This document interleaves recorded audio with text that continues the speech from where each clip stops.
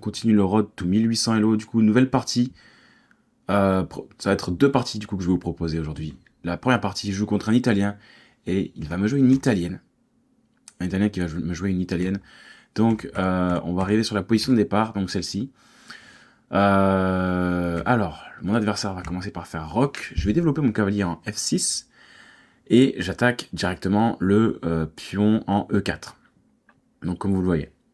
Alors, ce qui va se passer ensuite, c'est que mon adversaire va jouer ici le coup tour romain pour protéger son pion. Mais à ce moment-là, il y avait déjà quelque chose d'intéressant que je n'ai pas vu durant la partie. C'était le fait de pouvoir prendre ici le pion en E4, malgré tout. Parce que sur la reprise de la tour, nous avons le coup ici D5 qui vient faire une attaque double sur les pièces au centre. Donc ça, je ne l'ai pas vu. Du coup, je vais faire petit roc, je vais jouer simple. Mon adversaire va jouer C3 dans le but de pouvoir jouer ensuite D4 et de prendre le centre. Moi, à ce moment-là, je vais remettre mon fou sur la case E7. Enfin, je vais le mettre sur la case E7. En fait, je vais jouer ça de manière préventive dans le but d'éviter des clouages malencontreux où il viendrait jouer fou G5. Donc lui, il joue D4 finalement. Et là, moi, je vais jouer le coup solide D6. Donc en cas de prise, je peux reprendre du pion. S'il veut échanger les dames, je peux reprendre avec le fou. Et il ne peut pas prendre le pion ici en E5 parce que sinon je prendrai avec mon cavalier. Donc tout est protégé à la fin de tous ces échanges. Donc c'est pour ça que je joue le coup ici D6. Je reviens. Donc je joue D6. Et ça permettra au prochain coup de développer mon fou de case blanche. Alors, lui, il va jouer ce coup-là B4. Dont je comprends l'idée, parce qu'en fait, l'idée, à mon avis, c'était de jouer ici le coup B5, ensuite, pour venir chasser mon cavalier, et pouvoir prendre ici en E5, et gagner un pion, pourquoi pas, à l'issue. Donc je le vois, mais je réfléchis pendant un moment, et je me dis que tout simplement, ce que je vais faire, c'est que je vais venir faire fou G4 quand même. C'est ce que je vais faire. Parce que même si à la limite il joue B5, que je sois forcé du coup de replier mon cavalier et qu'il prend, que je reprenne avec le pion, il pourra pas prendre ce pion parce que sinon il perdrait la dame. Mais j'ai pas vu ce coup important, j'avoue assez intéressant, où il pouvait prendre d'abord la dame, donc j'étais obligé de reprendre et ensuite tu pouvais prendre le pion. Donc c'était un peu une erreur. J'aimerais bien voir ce que dit l'ordinateur du coup à ce moment-là aussi. Il dit que ça reste plutôt égal, donc il devrait y avoir des faiblesses qu'on devrait pouvoir attaquer à mon avis. Bref. Donc ça reste quand même assez égal. Mais il n'a pas joué ça. Il a joué H3. Et j'ai joué fou H5. Il a développé ensuite son fou de case noire et c'est là où la première imprécision arrive. Parce que si vous le voyez bien, il va perdre directement son pion en E4. Donc je vais pas hésiter à le prendre. Je crois qu'ensuite, voilà, il échange en E5. Je reprends du cavalier cette fois-ci. Parce qu'en le forçant, clairement. Et d'ailleurs, qu'est-ce qu'il a joué là? Parce que je le vois assez embêté quand même. Parce que là, j'attaque son cavalier qui est cloué. J'attaque son fou. Donc là, je pense qu'à mon avis, le meilleur coup, ça devait être sûrement de replier le fou en D3 ou en B3, je pense. Mais il a décidé de le replier ici en E2. Donc, je me suis replacé avec mon cavalier. Là, je crois que c'était une espèce de petite erreur. Bon, je vais enlever l'ordinateur. Parce qu'avec l'issue de certains petits coups de tactique, il pouvait regagner un pion. Bref. Là, il va redéplacer son cavalier. Et là, ça va me permettre à moi d'échanger tout en F3 et de venir essayer de garder cet avantage que j'avais avec le petit pion en plus. Il va développer sa tour. Et là, je vais avancer mon pion au centre, mon pion D. Et là, il va essayer de contre-attaquer au centre en jouant C4. Mais sauf que là, si vous le voyez bien, il y a un pion qui est en prise et je vais pas le rater. Et en plus, qui crée une double attaque hyper forte parce que le cavalier qui n'est pas protégé est attaqué et la tour l'est aussi en même temps. Donc ça va forcément gagner du matériel. Et c'est vraiment le moment clé de cette partie qui va faire que ça va vraiment me donner un sérieux avantage. Et donc, lui, il va quand même il va prendre ici en D5. Donc je ne me suis pas forcément précipité à prendre cette tour-là, parce que je me suis dit, si, peut-être qu'il aurait voulu prendre encore ici en C6 pour me créer des problèmes, et j'aurais pas pu manger la tour parce qu'elle est protégée par la dame. Donc j'ai décidé de manger tranquillement avec mon fou parce que je le pouvais, et j'attaque avec le cavalier pour attaquer ensuite son fou. Et là forcément il doit bouger son cavalier parce que sinon il perdrait son cavalier et ça serait encore plus problématique pour lui que seulement échanger un fou contre une tour. Donc c'était un bon coup. Voilà, excusez-moi. Je viens de vous spoil la première partie. Donc je vais prendre la tour et il va la reprendre il va reprendre mon fou avec son cavalier. Je vais développer ma dame en me disant que vu que j'avais un avantage matériel conséquent, comme ça pour pouvoir échanger les pièces et gagner facilement cette finale. Sauf que mon adversaire il est là pendant assez longtemps, donc là je vais pouvoir échanger le fou quand même, mais pendant très longtemps je vais essayer de tout échanger. Et là vous voyez on est à peu près au 24e coup. On va dire que jusqu'au 43e coup, il va pas vouloir échanger quoi que ce soit. Pourtant je vais essayer de jouer sur le clouage, je vais protéger là où il essaie d'avoir du contre-jeu. Donc je vais essayer de déplacer mes pièces, mais je vais pas réussir de manière optimale, parce qu'en plus j'avais l'impression qu'il voulait essayait de me flag hein, concrètement, c'est-à-dire de me gagner autant, sauf que ça marche pas. Moi je joue vite aussi quand mes adversaires jouent un petit peu comme ça. Donc c'est ce que j'ai fait, j'ai joué un peu vite. D'ailleurs ce qui m'a causé en fait le fait que je vais faire une petite bourde, je vais laisser un pion là, vous voyez le pion C5 là, je vais le laisser, mais ça va pas être hyper problématique pour moi pour remporter ce match. Je propose encore l'échange et vous voyez jusqu'au bout il va pas vouloir. Et là du coup je remarque que quand il repositionne sa dame en H5, je me dis que là je pouvais clairement en profiter pour coulisser ma tour en H6, attaquer ce pion d'une certaine manière en H3, et ensuite quand il replace sa dame en G4, je lui propose une nouvelle fois un échange de dames, et là je me dis il va le prendre. Il va le prendre parce que, imaginons, il prenne, et que moi je décide de prendre avec tour 6. Et là, c'est problématique, et il me met échec et mat. Parce qu'évidemment, dans ce cas-là, je pouvais prendre à la fois de la tour, et si jamais, je pouvais prendre du pion F.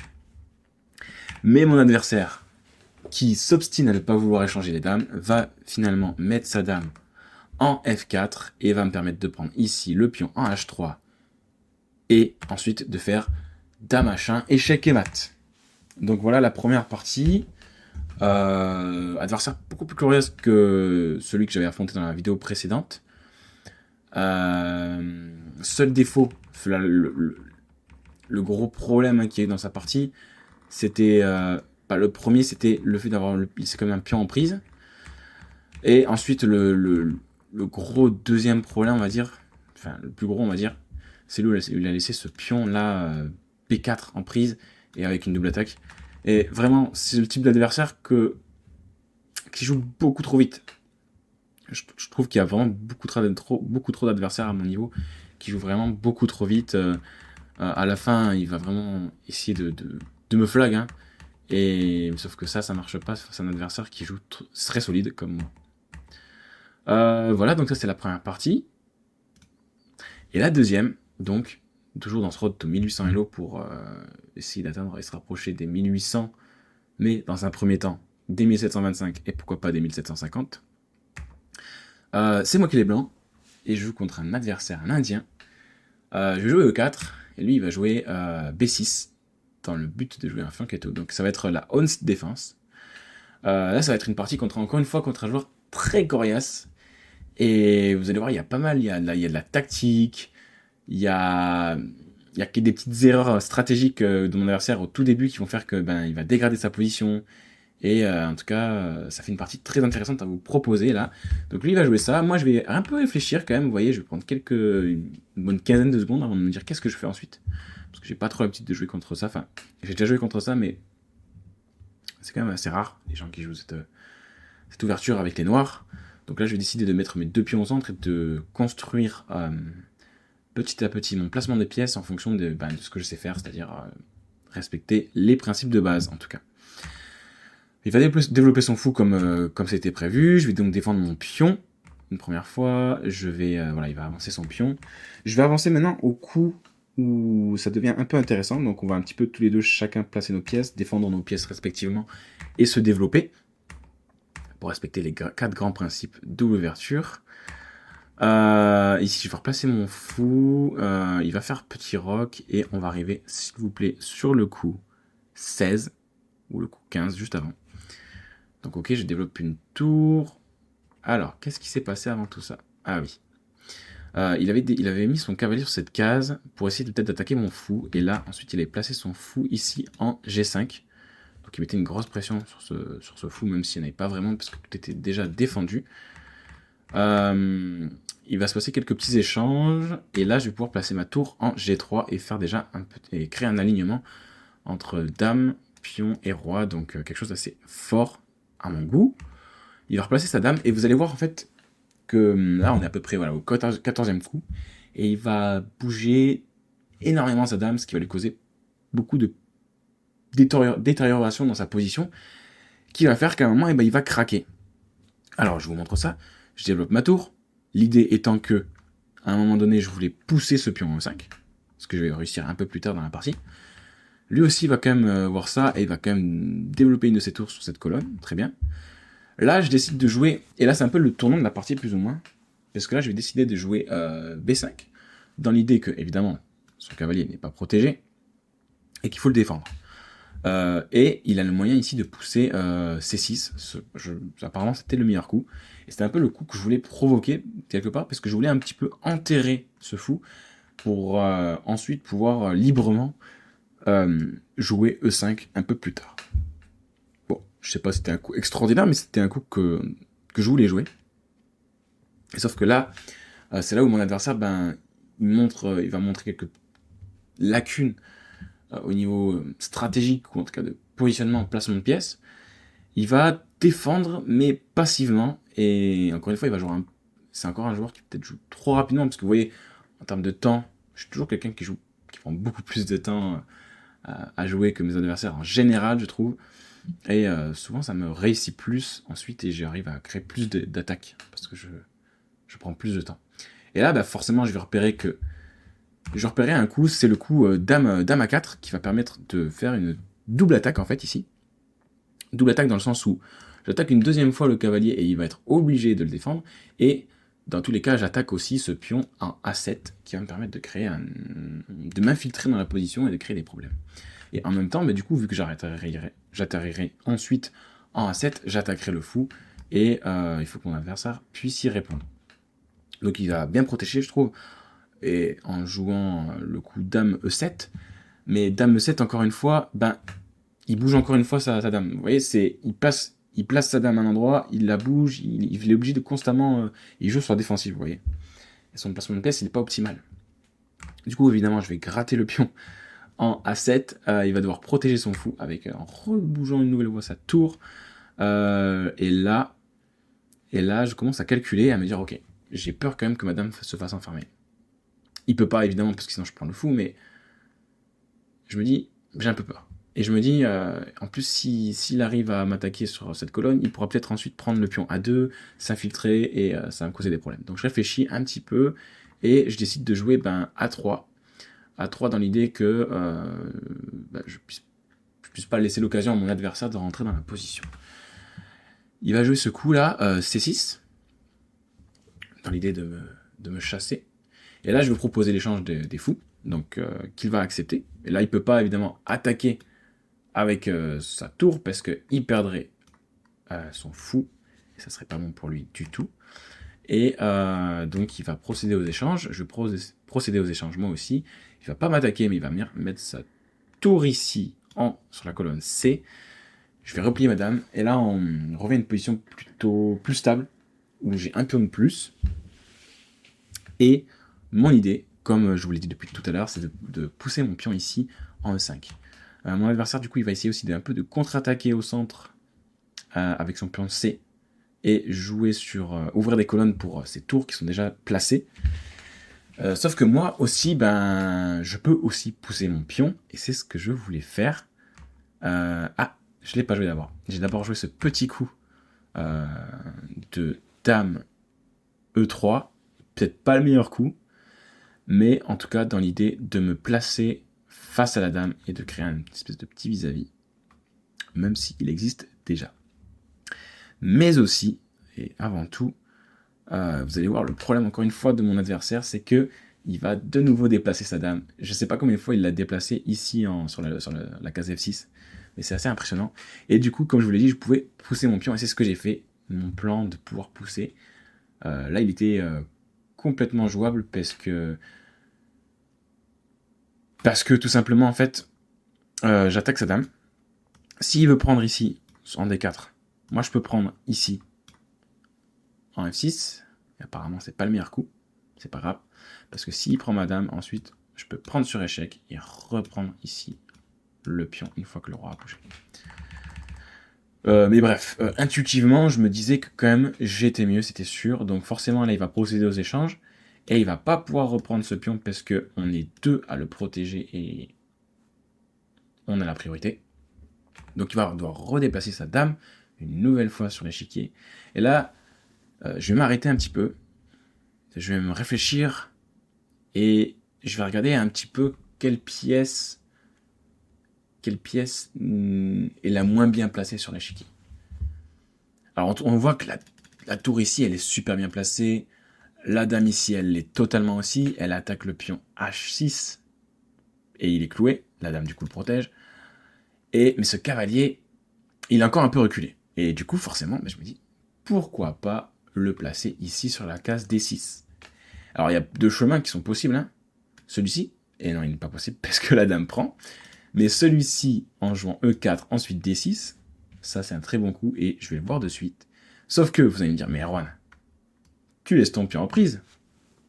Alors oui, c'est ce qui s'est passé d'ailleurs. Je laisse mon pion en prise. Mais regardez comme la barre d'évaluation devient blanche, parce que forcément, vous allez voir, je vais quand même pouvoir mettre mon cavalier en D6. Et mon adversaire va quand même essayer de trouver du contre-jeu. Et il va en trouver un petit peu. Il va jouer cavalier G4, menace la dame, attaque le pion en H2, menace échec. Mais là, mon adversaire ne peut pas paraître toutes les menaces. Et là, je vais jouer F4. De nouveau, je me place de manière à pouvoir créer un échec, attaquer le cavalier adverse, sachant que il y a, un vis-à-vis avec la dame qui n'est pas protégée. Et en plus, le cavalier ici qui attaque la tour. Mais le problème, c'est qu'il a quand même, malgré tout, dame H2 échec. Je joue donc roi F1. Et là, mon adversaire, il n'a pas dame H1 échec. Parce que je viendrai ici, sinon, me mettre en E2. Et tout irait bien pour moi. Donc, mon adversaire, il va faire un coup médiocre et il va placer son cavalier en F6. Et si vous jouez à ce niveau-là, vous verrez très facilement qu'en fait, le cavalier, on peut le prendre tout simplement parce que la tour est face au roi. Et c'est pour ça que depuis le début, moi, je pense que j'ai vraiment mieux géré le placement de pièces que mon adversaire, qui a bougé plusieurs fois ses pièces et qui va essayer de... Vous allez voir, il va essayer de me tendre un piège en faisant ici dame prend G3. Et si moi je prends avec F, il reprendra ma dame et ça sera une finale presque égale, je peux pas vous dire. Mais sauf que là j'avais encore une ressource, c'était avant de prendre ici la dame, je pouvais ici faire dame prend F2, dame prend F7 échec, suivi de roi F8, ce qu'il a joué, et ensuite j'ai pu prendre la dame ici en G3. Donc, mais, à la toute fin, mon adversaire m'a quand même joué tour C en F1, tour C en F8, force, dame prend F8, tour F8, échec. Et voilà comment se joue la finale, du coup. Je ramène mon roi, j'ai un cavalier en plus, et on va jouer cette finale. Mon adversaire ne m'a pas abandonné. Alors ça aussi, c'est un truc où je suis un peu... c'est pas que je suis déçu, mais je trouve ça... Moi, personnellement, dès que j'ai une pièce en moins ou quoi, j'arrête de jouer. Je comprends pas aussi les adversaires qui, à ce niveau-là... même déjà depuis que j'ai commencé mes rods, enfin, depuis 1400, 1300, je sais que quand on a une pièce de moins, mais... Je comprends pas pourquoi les gens que j'affronte généralement espèrent toujours autant, tu vois. Je ne sais pas. Bref, donc je vais revenir sur la partie. C'est quel coup on va arriver. Alors, voilà. Grosso modo, je vais placer mes pièces. Mon roi, il est intouchable. En plus, il contrôle bien les cases d'accès de la tour adverse. Et ma tour est pas trop mal placée. Juste mon cavalier, j'essaie de trouver la meilleure position possible pour qu'il ne fasse pas attaquer. Il va pas accepter les échanges, évidemment. Il va essayer de trouver du contre-jeu, tout le contre-jeu possible. Et aussi potentiellement essayer de me gagner au temps. Donc ça va être une espèce de course à la montre. Et je vais ramener mon roi pour venir au plus proche et au contact de ses pions pour essayer de prendre des pions et échanger tout simplement. Et gagner cette finale. Sauf qu'il va pas vouloir jusqu'au bout. Jusqu'au 48e coup où il va faire la gaffe qui va faire qu'il va abandonner la partie. Il va mettre sa tour en F8, créant une double attaque, une fourchette potentielle que je pouvais jouer et que j'ai joué avec mon cavalier quand j'ai joué cavalier E6 et abandonne mon adversaire. Voilà, donc pour résumer cette partie, grosso modo, au tout début, c'est mon adversaire qui a énormément peiné à bien déplacer ses pièces, contrairement à moi qui a plutôt bien optimisé ce déplacement-là, qui m'a permis ensuite de gagner un pion et ensuite, un peu plus tard dans la partie, de pousser mon pion au centre pour gagner un deuxième... Non, pas gagner un deuxième pion, excusez-moi. C'est complètement faux ce que j'ai dit. Mais créer ensuite beaucoup d'attaques parce que mes pièces étaient bien mieux positionnées que lui. Et quelque part, il y avait aussi un peu de tactique parce qu'il fallait calculer. Mais voilà, il s'est fait un petit peu avoir. Donc voilà, c'était la partie d'aujourd'hui. J'espère que les deux parties d'aujourd'hui, j'espère qu'elles vous ont intéressé. Je suis donc rendu à 1719 Elo. L'objectif étant d'aller jusqu'au 1800. N'hésitez pas à vous abonner pour suivre la suite de la progression. Et on se dit à bientôt. Ciao.